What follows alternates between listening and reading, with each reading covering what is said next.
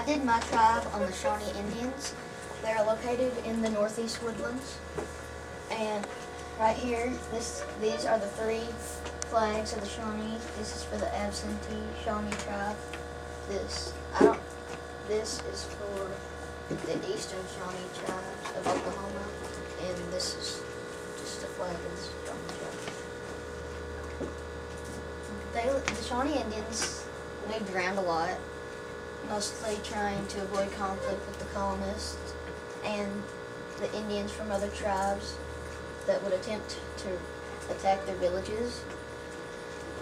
And the Shawnee originally came from what is now Ohio and Indiana, Kentucky, and West Virginia, and western Pennsylvania. And they built shelters and wore clothes based on the time of year to adapt to weather conditions.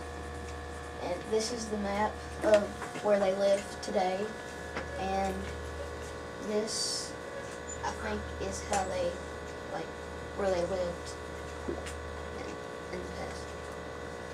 And the Shawnees, since they moved around a lot, they lived in round wigwams, which were similar to what we would call igloos. But instead of being made from ice, these wigwams were made from sheets of tree bark, tree saplings, cattails, and thick brush grass, and other natural materials. And this is a picture of the wigwams. The Shawnee Indians didn't wear feathered headdresses that most people think Indians often wore, although they did wear these for ceremonies, battles, and tribal leaders. They typically wore what many Indians wore in their region, which were long skirts for the ladies and pants for the men. And the Shawnees kept their hair long, except for in battle, and they wore face paint and moccasins. And this is the Shawnee moccasins. And for food, the Shawnee Indians farmed, and the female harvested, the women harvested the corn as their main crop, with other things like squash and beans, which were their sisters. And the male Shawnees did the hunting and fishing. This is a picture of the 3 sisters, or the corn and the squash, and this is the corn, and this is a man shooting a bow and a bow.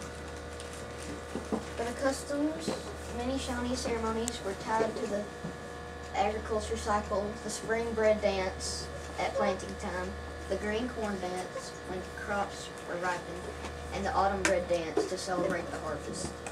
They also had ceremonies for the war.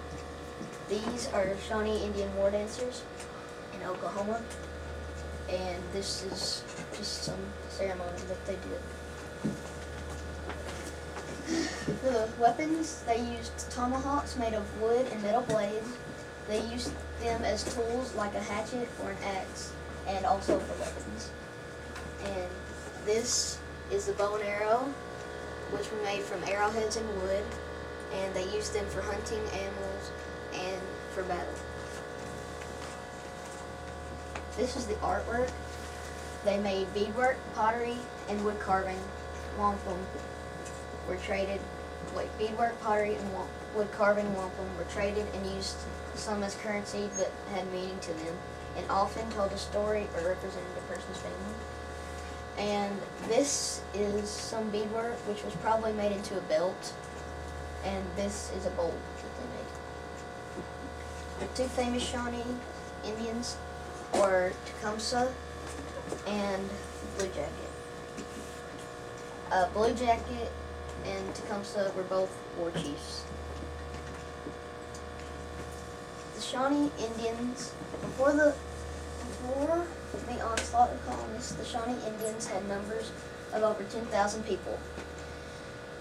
However, after the War of 1812 and after many conflicts, the number of Shawnee Indians shrank to only about 3,500 people because of diseases like the flu and scarlet fever that settlers from Europe brought.